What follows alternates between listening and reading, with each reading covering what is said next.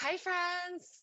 Are you a little nervous? It's all right. We got it taken care of. Just a couple technical difficulties today, and we are good to go. So, welcome back to AP Gov. You know who I am. It's Miss H from Northern Virginia, where it's gray and cold and rainy. And I know that's not like that around the rest of the country, but that's where we are here.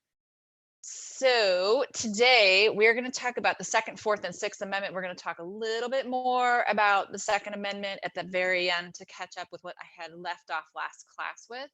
And we're going to take a look at some primary and secondary resources to help see how we've balanced ordered liberty with our natural rights over time. Of course, it's an evolving concept. So let's get going.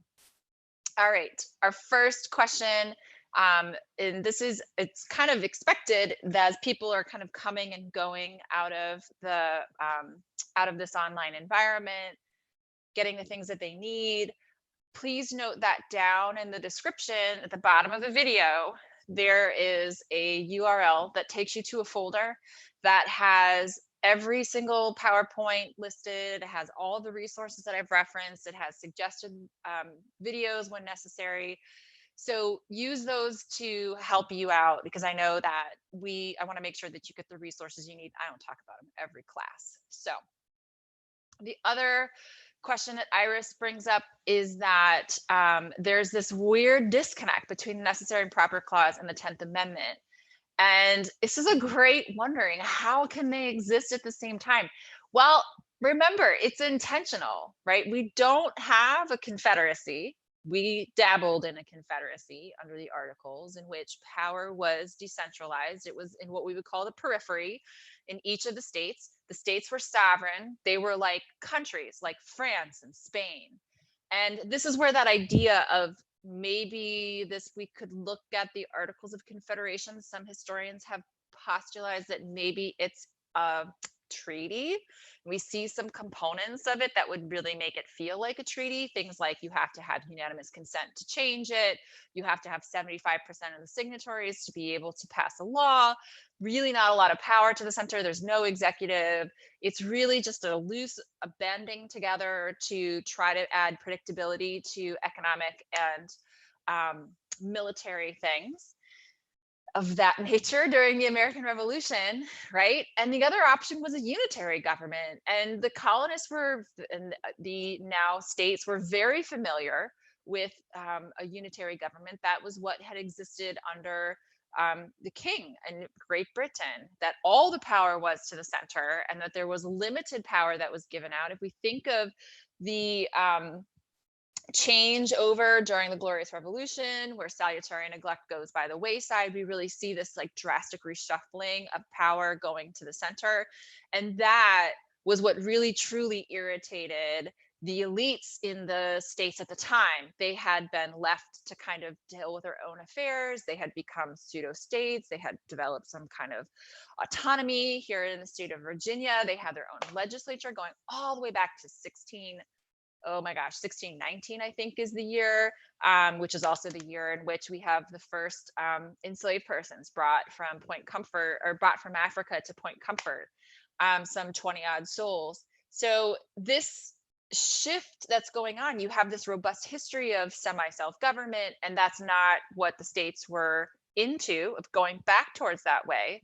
So when we look at the Constitution, this power play between the necessary and proper clause, the supremacy clause, the enhanced powers that you see under Article 1, Section 8 versus the 10th Amendment is kind of the structural elements of that compromise of we need to have more power to the center so that people can continue to enrich themselves economically, and we can continue to defend ourselves in a meaningful way and have some predictability without going too far where we're giving too much power to the center. So when we come into conflict with these issues, which we very much so are today, we're seeing this historic tension in the system that's worked its way there that gives both sides powers to be able to check the other. And again, going back to the Madisonian system of government, this is intentional. It's a way of distributing powers, of distributing different kinds of powers. We know the police powers are what went to the periphery, while economic and military powers went to the center.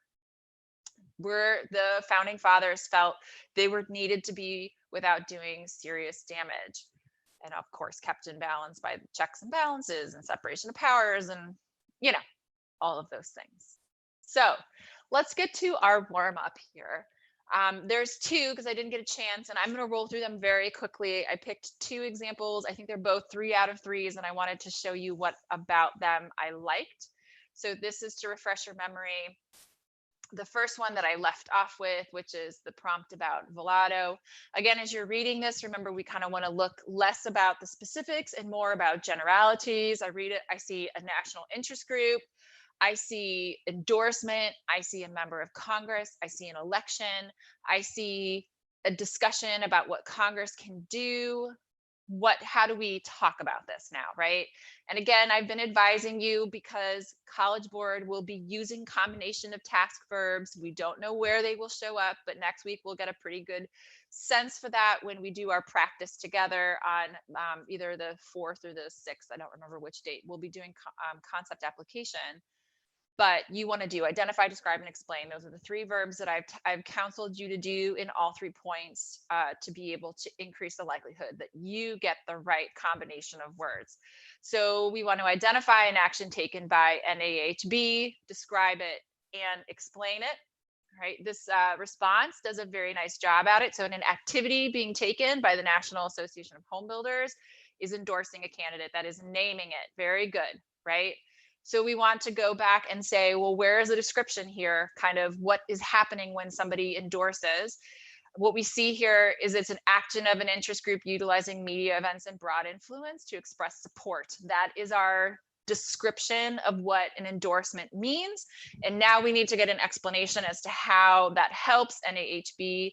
And we see here that the student's response says it increased recognition of Volato leads to greater support for his election, and it will help their policy issues in Washington, D.C. So excellent, right? That's a great identify, describe, explain. They continue to go on with that in describe and explain how what happened in A will affect policymaking in Congress. So we want to think about things happening in DC. Now we're coming out of California.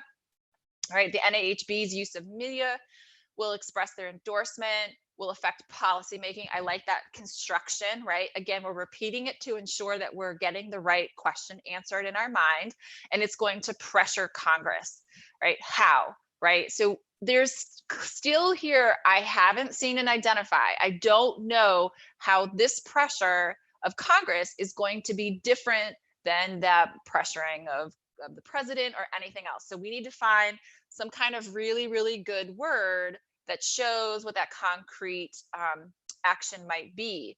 And so you see it here in the second clause here, they say Congress may be more likely to support his policies, like his landmark tax reform bill. That is, believe it or not, our identify. It's not the most concrete identify, right? They could have said he will sponsor legislation, or he will speak on the floor, or and this will therefore influence what comes out of Congress. But I can hear the inference isn't so great. I know that the student can identify that Congress is in the business of legislating, and I see a direct action being taken as a result of NAHB's support, right? So they are going to describe that side by saying his landmark tax reform bill, that it's supporting his policies, right? And we get our explanation by them stating up above that that interest group is going to affect policymaking. We see that if this guy is introducing legislation, it's going to be beneficial to NAHB because it's going to get their point across.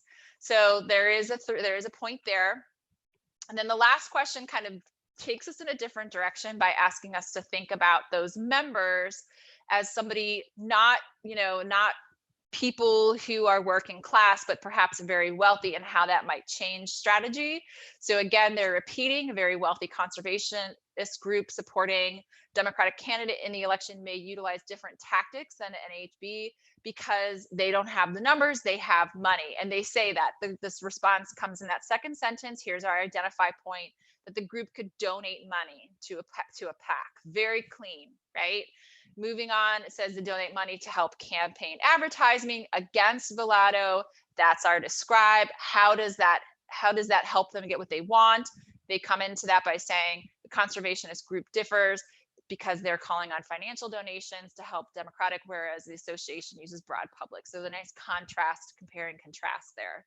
I talked to some of my own students today and they were like, I really feel like this is repetitive. Do I need to repeat all of those things? And my answer is, yeah, you do.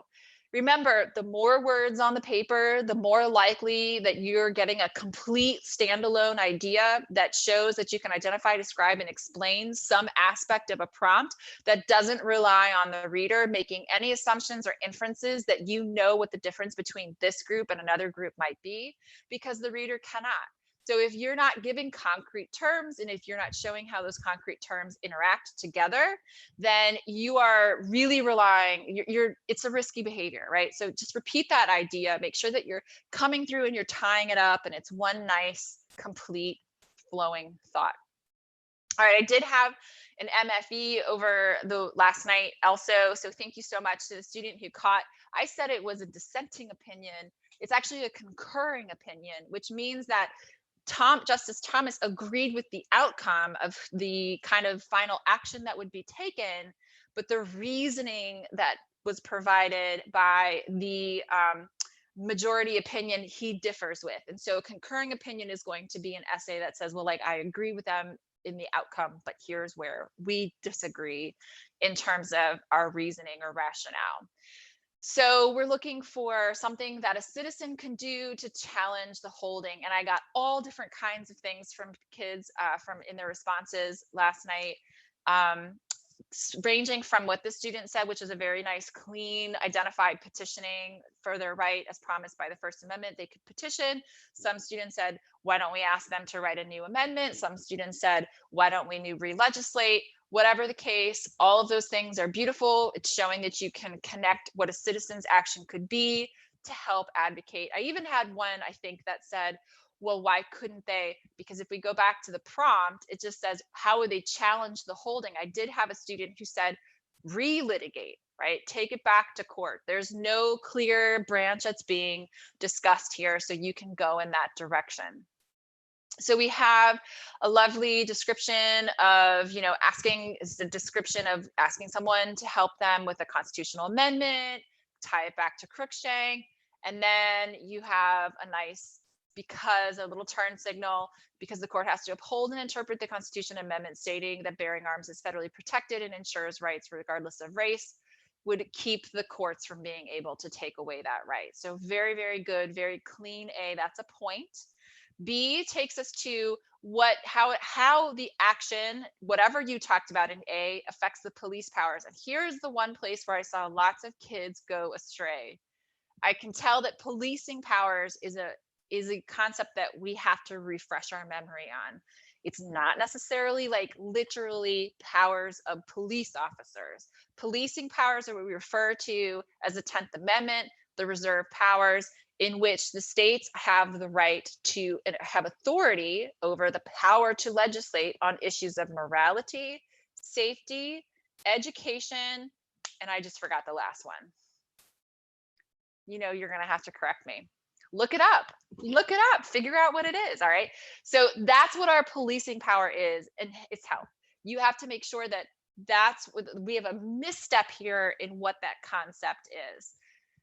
So here they said the citizen petitioning the government by asking congresspersons to introduce a constitutional amendment could decrease policing powers, because if it were ratified, it would trump any state laws to the contrary. So this student shows me that they understand. I mean, like, although they are going to go on to have an MFE in terms of what policing powers is concretely, that statement right there is sufficient to identify and describe.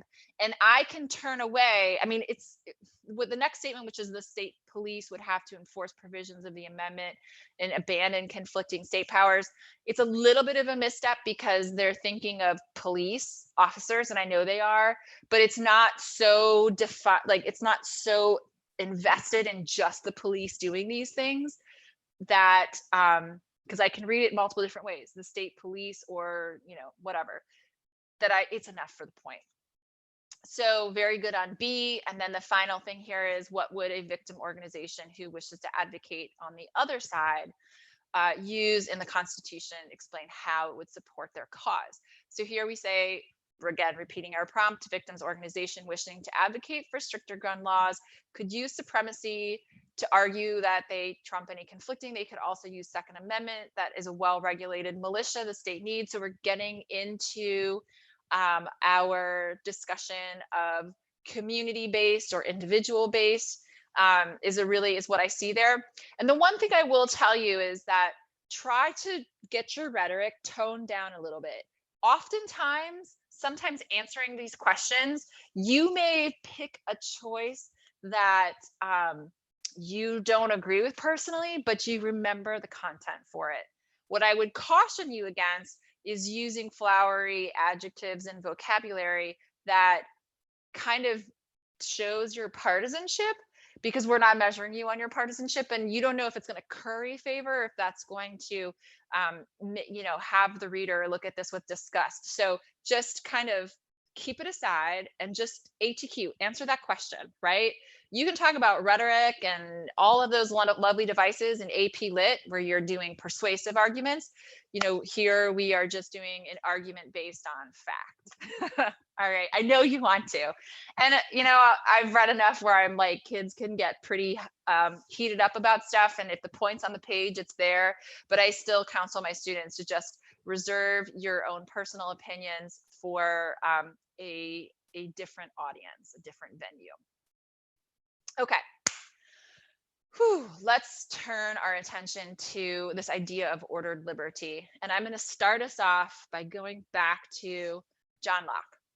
So we've heard the ghost of John Locke in the Declaration of Independence. It's the one document that I haven't explicitly talked about. And I'm going to talk a little bit about it today. We're going to have an oblique reference. And I could go on forever about the Declaration, so I'm going to have to restrain myself.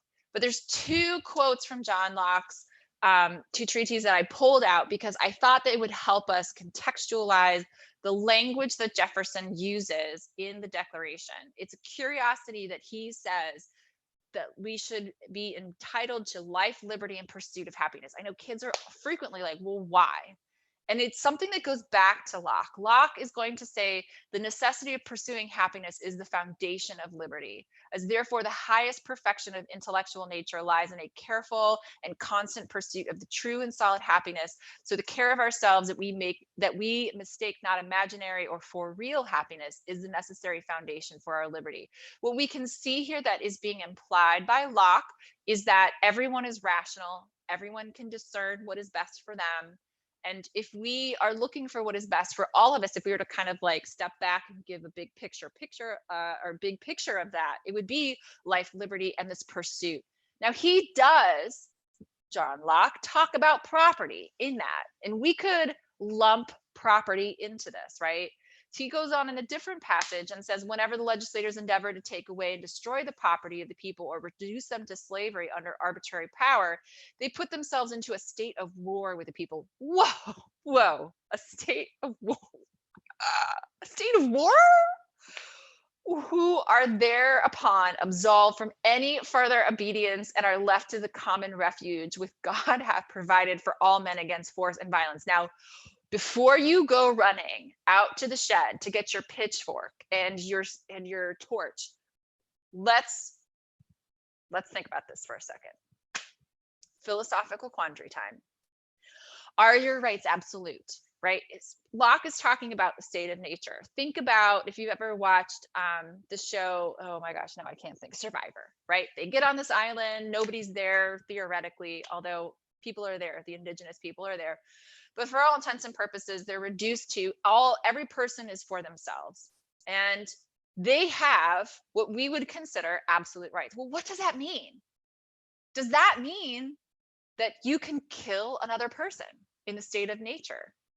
Now, I'm not advocating for you to do that, but philosophically, yeah, you do. For what cause? Does it have to be a threat to you? Like, what is that threat? Does it have to be somebody coming at you with, a weapon? Or could it be someone threatening to take your stuff?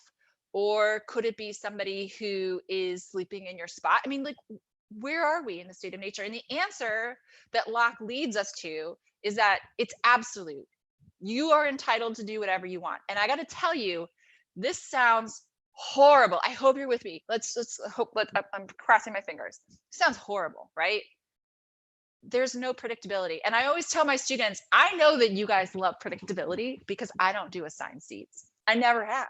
I never will. It's not necessary. What I've found is that whenever I change the seats in my classroom, my students walk in and they're like, what have you done? What is this? She's changed it again. They hate it. Why? Because we love predictability. We love walking into scenarios. We love knowing what's going to happen. We love not having to think. Thinking is exhausting. And that whole process leads us to want to move towards order. So in that very same nature, it's super logical for us to deduce that we also want order in our personal lives. We want to be able to say, I can go to the store and purchase food for next week without having to put, Home Alone style booby traps all over my kitchen so that my next door neighbor doesn't come in and steal all my food. That's a drag. That's what we're talking about here. Are your rights absolute in the social contract? And the answer is no. We give up some of those rights. We carve out exceptions to the rule with our Bill of Rights. But for the most part, in order for us to enter into organized society, we have to relinquish the most extreme of our natural rights so that we can have that order that we all want to have, right? There's a continuous tension in our social contract, and that tension is where your rights intersect with your neighbors, right? So you cannot just go up and punch your neighbor because you don't like the way they looked at you. You know that there is a repercussion, and that is that tension. We don't have an absolutist view. So despite the fact that Jefferson comes back and says, we hold these truths to be self-evident, that all men are created equal, that they are endowed by their creator with certain unalienable, that means that they cannot be separated from our person by any human, that among these are life, liberty, and pursuit of happiness, he is also asking for us to have a more ordered society. He actually wants there to be more order, but to be closer to the people. So let's figure out how the Declaration of Independence is connected to those enumerated or numbered and therefore finite lists of the Bill of Rights. We first start, right? We have these God-given natural rights that we allude to in the very abstract sense as life, liberty, and property. Who knows what they are? I don't know. I can't close my eyes and say, I'd like a bottle of liberty right now. That's not how it works. But I can, when I go to write them down on my paper, right? What I'm doing is I'm taking them from the abstract to the finite. So we have lists of those rights, and it's embedded in our 10 amendments, and they're more than just the 10, right? We have them sometimes packaged together, or we have to unbox them. Think about that. We're doing this big unboxing today of all of our rights. And there's an escape clause, because as soon as you write down, what did I say? As soon as you write something down, you are limiting whatever your rights are. So on the 9th Amendment, they're like, oh, I got you, right? Like, you're not going to take them away. What happens if I find new rights? Well, my 9th Amendment says that I reserve the right to find new rights. That's pretty tricky stuff there, right? And so that's what you see happening concretely as we go from this nebulous, amorphous, vague, wishy-washy, cloudy definition of our natural rights. We think of something like quartering, right? So the Declaration is going to magnify different aspects of that life, liberty, and property and how it interacts with the government. And we are going to restrain the government by saying, hey, right here on our list of things, see, you can't do these specific things with our life, liberty, and property. This is actually an exception to your power. We see it in the Virginia Bill of Rights and every other states, as well as the US Bill of Rights. Recall that a lot of these rights have different interpretations. We established that last class when we talked about our favorite concept of selective incorporation. And it could become really confusing, right? Which level of government am I interfacing with tells me what kind of expectations I have for how those rights are carried out and processed, or what they mean in the fabric of that right. Which meant that life is, like I said, super confusing. So we've got this facilitation through the 14th Amendment, through our parallel language. Last class we established it was intentional, that the founders, John Bingham, the second founders, John Bingham and Charles Sumner and Thaddeus Stevens intended for it to be a limitation on the powers of the states so that there was a parallel expectation from both levels of government. And here are all the rights as they stand today in terms of how we look at this. So this process has universalized how we interpret rights of the individual. That is fantastic. I just need to know that whenever I'm engaging with the police, if they ever arrest me, that they have to tell me I have the right to remain silent. Anything I say will be used against me in a court of law. I have a right to an attorney. If I cannot afford one will be appointed to me. And I know that I can say, I plead the fifth, and they have to stop asking questions. Or I can say, I want my lawyer, and they have to get me my representation. But, and here's our but for today, that is going to sacrifice the abilities of the community to be able to use its own historical precedent and value system to determine what material rights and what processes the government can use to be able to protect our neighbors when our neighbors have been wronged. That's a tricky one. And that's what we're getting at. So this process of selective incorporation, what I want you to remember is it's not without controversy. It is taking away authority from the community. Remember Derthick, our friend Martha? All right, the Second, Fourth, and Eighth Amendments are firmly rooted in those natural rights. I'm going to prove it to you right now. We talked yesterday about the Second Amendment. That is very much so in all three cases about life, liberty, and property. It just depends on which way you hold them, right? It's the liberty to have the property of the firearm. It's the liberty of you being able to use it to protect your life. The right of the people to be secure in their persons, houses, papers, effects, and unreasonable searches and seizures shall not be violated, and no warrant shall issue, but upon probable cause supported by oath or affirmation, and particularly describing the places to be searched and the persons or places to be or things to be seized. I see that's big time property. And we're also talking about the liberty for you to own those things. And since it can be used against you in a court of law, we're talking about your liberty to live in regular society. And therefore, since we have capital punishment, perhaps even your life as well. Excessive bail shall not be required, nor excessive fines imposed, nor cruel and unusual punishments be inflicted. And there, bail, you know what bail is? Bail is an issue of liberty. It's the ability for you to pay, for you to go out and to provide for your own defense. Excessive fines, money is property. Taxes are property, but fines for parking in the wrong spot or for running a red light, that is property. It's taking away your stuff. And then cruel and unusual punishments, that's a life issue. Isn't that fun? So much fun. All right. So these rights are at odds with our desire to enter into a social contract, as we've already said, delegating powers to the government to ensure that we have orderly distribution of goods and liberties to promote public welfare and the all-important self-government. So let's start with the Fourth Amendment. Let's look at what this comes from.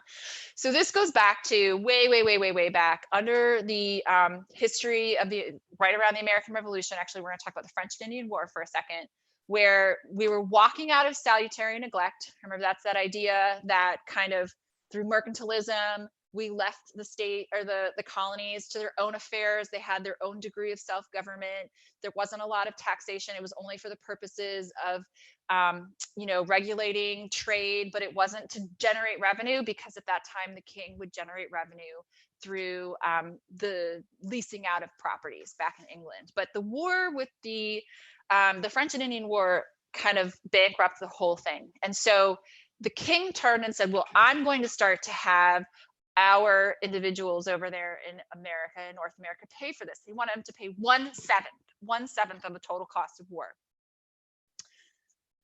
And the colonists were not having it. They were not having it because they felt as though it went after elites. They felt as though it put all of the onus on the elites to pay for this. It started taking away their rights to be able to write their own laws. It put too much power to the center. And one of the functions here is that they started to enforce the regulatory acts of the Navigation Act, the Molasses Act, all of that. Why? Because they wanted to be able to tax anything, any trade coming into the colonies, because it's American trade. It was Great Britain's trade. That's how they were being able to pay off the cost of fighting in this war. So they would have general writs of assistance. And what general writs of assistance is it's a blank warrant.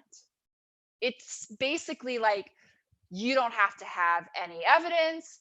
You don't have to be able to say, we're only going to look at these things. It's like, you get to go search any house in this neighborhood for as long as you want. And there was a very famous case in which James Otis, who had originally worked as a lawyer for the king, quit, and he is going to go defend the Paxton Party in this case dealing with writs of assistance. He says the writ's universal. It's being directed to all and singular justices, sheriffs, and constables, and other officers and subjects. So everybody has this power. So that, in short, it can be directed to every subject in the king's power or dominion. Everyone with this writ can be a tyrant. You want to go creep in your neighbor and see what they're up to? You can. Do you not have evidence? Doesn't matter. You have a writ of assistance. You can do whatever you want, right? The general writs, I should say. Okay. Also, it may control, imprison, or murder anyone within this realm. A person with this writ in the daytime may enter all houses and shops at will and command all to assist him. They can deputize people. They can deputize your neighbor and be like, hey, come on over. We need assistance with this. By this writ, not only deputies, but other menial servants are allowed to lord it over us. Now, one of the most essential branches of English liberty is the freedom of one's house. A man's house is his castle, and whilst he is quiet and he is well guarded as a prince in his castle, this writ, it should be declared legal, would totally annihilate this privilege. Boom, he is mad, right? So we see in the fingerprints of these writs of assistance some of the very specific carving out of power or of reserved rights for the individual. Remember how we said you had to specify what you were looking for. You had to have somebody swear an oath that there was a reasonable suspicion on that person, so on and so forth. We see a continuation of this conversation, more of that just distrust of any government and their ability to investigate, coming out of Patrick Henry in June 24, 1788.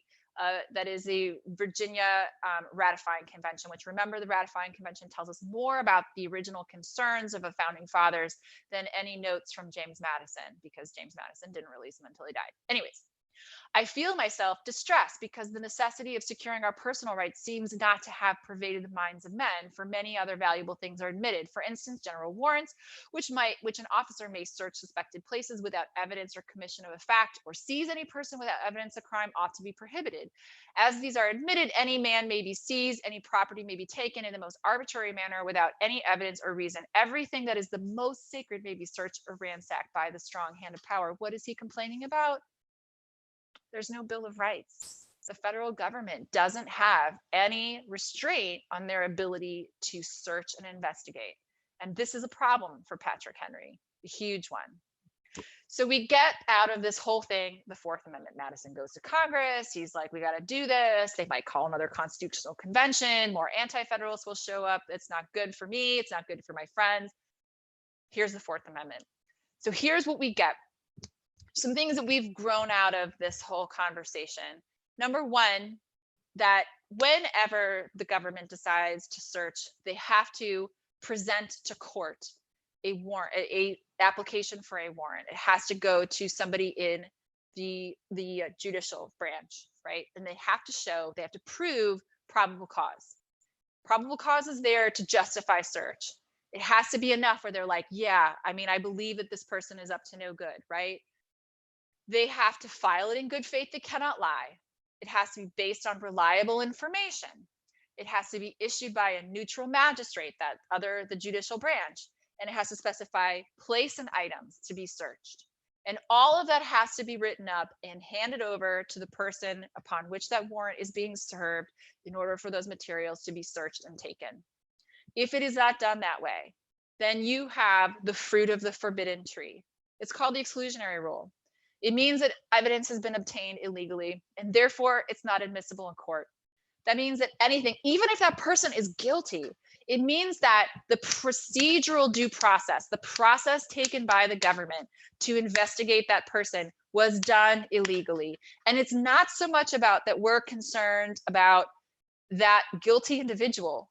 We are willing to err on the side of a guilty person going free, more so than we are willing to have an innocent person found guilty. And that is the heart of our judicial system. So yeah, sometimes guilty people get off on technicalities like this. but it's because it's protecting all of the innocent people in the rest of society. We don't want the other way. That's tyranny. Yeah. Justice Cardozo says the criminal is to go free because the constable is blundered. He's so frustrated with this idea of the exclusionary rule. The flip side, Justice Lewis Brandeis comes back and says, if the government becomes a lawbreaker, it breeds contempt for the law. And that's not a good thing. We want to have ordered liberty. This was selectively incorporated in 1961, back in my hometown of Cleveland, Ohio. What is up to all my friends in Cleveland, where the officers are presenting a falsified warrant that illegally allowed them to search Dolby Mapp's home. They gave it to her after they had already been there once, and she was like, go get you a warrant.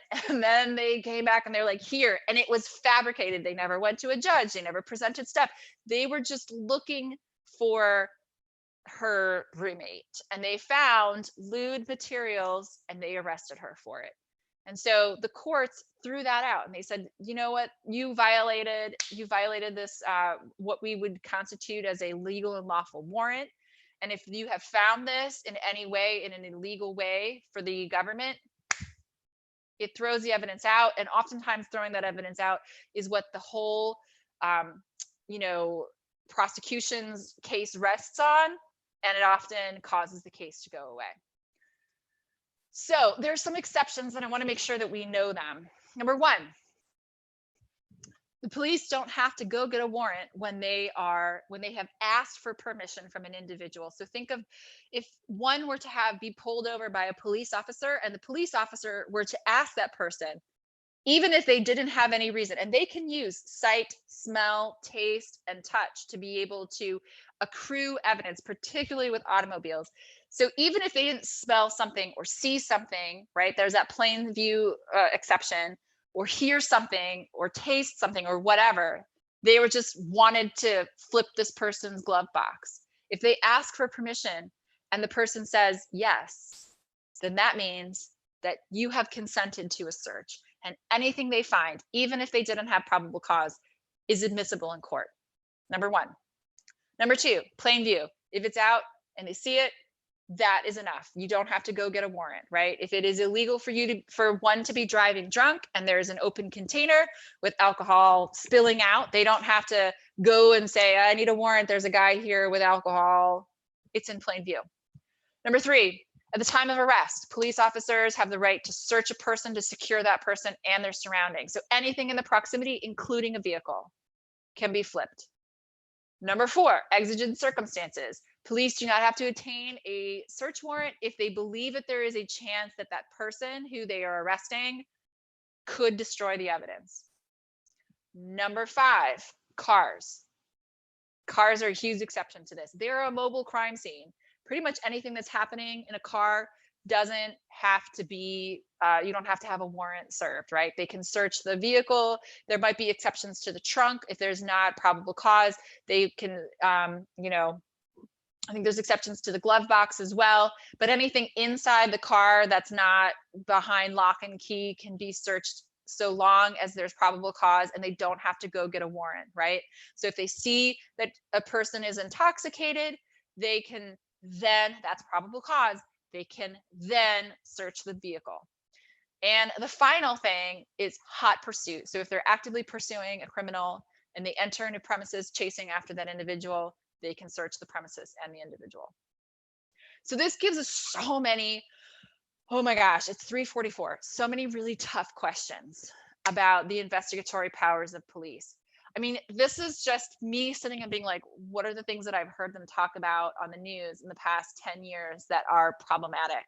Things like searches with heat lamps, searches with service animals, searches in cars. We talked about buccal swabs, DUI checkpoints, use of private DNA laboratories, being able to take materials that have been thrown away by an individual and swab that for DNA or fingerprints and use that against an individual.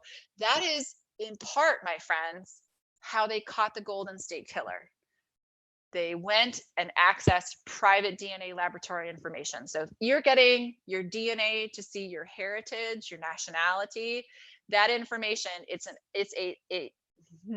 hasn't been decided what's going to happen with that, but it could be used to tie people. And they're able to take it to figure out what, in the case of the Golden State Killer, they were able to tie it back to that they had a match with his son or his cousin or something like that. And then they were able to kind of like work backwards, who was in the area, who at that time, who was male, etc.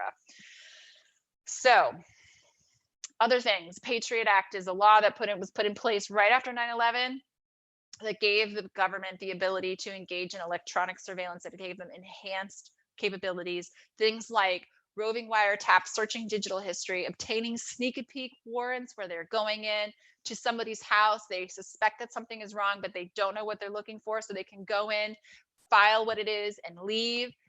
If they believe that someone is up to no good. We got the Foreign Intelligence Service Act, which has been used to streamline investigations on foreign nationals, which have lower standards to obtain search warrants. Implied consent, we already talked. Oh no, we haven't. So this is a really fun case. If you want to go down a rabbit hole, look at Mitchell versus Wisconsin. Has to do with you having the privilege of operating motor vehicles by the state on state roads. And we, in almost every single state, has a law that says that you give implied consent to the police when operating a vehicle to consent to searches when you are unable to give consent, meaning like if you passed out. In the case of Mr. Mitchell v. Wisconsin, they took a blood test to ensure that or to finalize their evidence that he was under the influence in that case. Biosurveillance, using DNA material against cold cases like King versus Maryland, using DNA material that's been obtained through discarded trash, and then using privately owned DNA databases. And digital footprinting, using GPS and short tracking. Also, really interesting question of whether or not your phone can be accessed to find information at any point in time. That's another really interesting thing. In that case, it's Riley versus California. They said that this is too pervasive because our entire universe is on these things. Yes, of course they are. All right, I already talked to you a little bit about the Eighth Amendment. Here we're looking at excessive bail, requiring persons committed in criminal cases. This is kind of coming from our English Bill of Rights, 1689, right after the Glorious Revolution. We see very much so parallel language, excessive fines, illegal and cruel punishments. All of these things are concerns in 1689. They will continue in our discussion of ratification of the convention. Here, Edmund Randolph is very concerned about the use of excessive bails and fines and cruel and unusual punishments to be able for the state to have retribution on individuals, and advocating that we had to have an explicit check on that power through the Eighth Amendment. He was really worried, like, if you are able to do this, if you're giving this unencumbered power to the House, the Senate, the President, you are going to create an environment where people are distasteful and do not trust their government. Again, we see life, liberty, and property embedded in all of this. And so when we kind of take a look at where else we might find some parallel language, we do see a carve out for the exception of habeas corpus, that they're except under exigent circumstances, national crises, the federal government is not allowed to suspend the writ of habeas corpus. And that is a command coming from the court for a review of due process rights before the courts when somebody feels as though they've been imprisoned unjustly. So that is something that we do see. You kind of see some parallel language coming out of the Freeman's Journal that was contemporaneous to the passage of the Constitution. So what do we think about here? The first question is, what are our legal standards? So are we going to say there are no limits under what conditions the government can employ cruel and unusual punishment, or where, whatever, where our carves out are? So we might consider things like what kinds of crimes, right? We did for a period of time have to make a distinction. There was a suspension of capital cases back in the 70s because they were being employed for cases like rape and other things. And so the government said, we're going to try to put a moratorium on them and come up with a more cohesive guideline in terms of under what conditions the death penalty can be applied. And so that's where capital versus non-capital case comes in, distinction comes in. Furman v. Georgia, we had those guidelines in place, and so the moratorium, it will end. The age of perpetrator, there is a ton of case law coming out of the early teens of 2000, 2010 to 2014 approximately, where we had death penalty cases every single year before the Supreme Court dealing with ages. Are minors eligible for death penalty? Another consideration, the mental capacity, looking at IQ tests, and should somebody who is has diminished mental faculties, should they be put to death if they can't understand the difference between right or wrong? And of course, the specter of bias, right? Because bias is certainly involved in this. If you do any research into the application of capital punishment, you will find that the cold truth is that capital punishment is employed against minoritized communities, mostly Black males, in a far significant, statistically significant, disproportionate amount of the time. And so that does lead us to the question of whether or not there is bias, human bias in play. Other issues, conditions of punishment, what types of evidence are we using? Are we relying on eyewitnesses, which we have found increasingly are unreliable? Jailhouse snitches, also incredibly unreliable. In the Dark is a great podcast, really looking at this in particular. Fantastic exposition on what is the problem and relying on jailhouse snitches and eyewitness reliability, or should it be based on science? Even science, I've read that there are some issues with that. Whether or not there are multiple samples of DNA in the same blood sample, so on and so forth. And then, of course, the prohibition, right? Should we just prohibit it all together? And so the Constitution, interestingly, does allude that death penalty is on the table. It gives death penalty as it's the only crime mentioned, and it does say that you are eligible. The only crime is treason, and there's only conditions under which a person can be found guilty of treason. There has to be 2 witnesses. So we have interesting questions here for us to consider.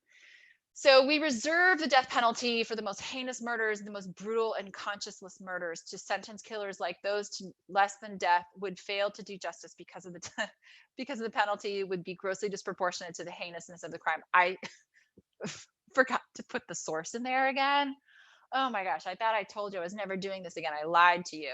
Oh, it comes from Brian Stevenson. Just kidding. So all of this is, looking at some essays that are back there on our National Constitution Center's interactive constitution that help us understand these things better. This is from the other gentleman who wrote the contrary, who was more supportive of the death penalty. Brian Stevenson is the author of Just Mercy, and he is an advocate for individuals who are being put to death that he feels as though it's a terrible solution. Okay, it's 3:53. I'm going to have to postpone our discussion on the Second Amendment again. I'm going to roll through this for the second day in a row. We are just running out of time. I'm also going to roll through our discussion of this. I feel like I'm not going to assign this one to you because this is our Constitution, our SCOTUS comparison, and you and I don't necessarily have to do this. I just wanted to come around and make sure that we're understanding the cases. So I'm going to say, don't worry about this. You work on the FRQ I give you at the end. So check for understanding. The Supreme Court has ruled which of the following concerning the death penalty. Is it the state can impose the death penalty on a non-citizen? Lethal injection is the only constitutional acceptable method of execution. Females can't be executed, or the death penalty is not necessarily cruel and unusual punishment. And of course, the answer is D. Which of the following amendments to the Constitution most likely provides the basis for a driver to challenge the constitutionality of the police using sobriety checkpoints to enforce DUI laws? The 1st, the 4th, the 5th, the 8th. I know you know what it is. Of course you do. It's the 4th. We're racing to the end. Oh my gosh. We did it. We started late. We did all the things. I'm punting the Second Amendment again. We're not doing the SCOTUS FRQ because you're not going to be tested on it. It was just to kind of further our understanding. Here is what I do want you to do. It is an argumentation FRQ. Enjoy that argumentation FRQ. I will be looking on Twitter. I've gotten through almost all of them over the past couple of days, making sure I'm giving feedback, cycling through those previous skills again. There's your quill.org. There are my resources for the day. And I'm going to say to you, yet again, I'm way over. I know I'm irritating everyone on Twitter who's like, you've got 45 minutes, stick to your time period. Guess what? I can't do it. There's so many things to talk about. And I want to talk about all of them with you. So if you're watching this, you know what? Do what my students do. Watch it on 2x speed on YouTube. That's the trick. Then I'm done in 45 minutes. All right, my friends, that is it. We're done for the day. I hope you have a fantastic day. Stay happy, stay safe, stay healthy, and I will see you back here again tomorrow with that argumentation FRQ. Bye, friends.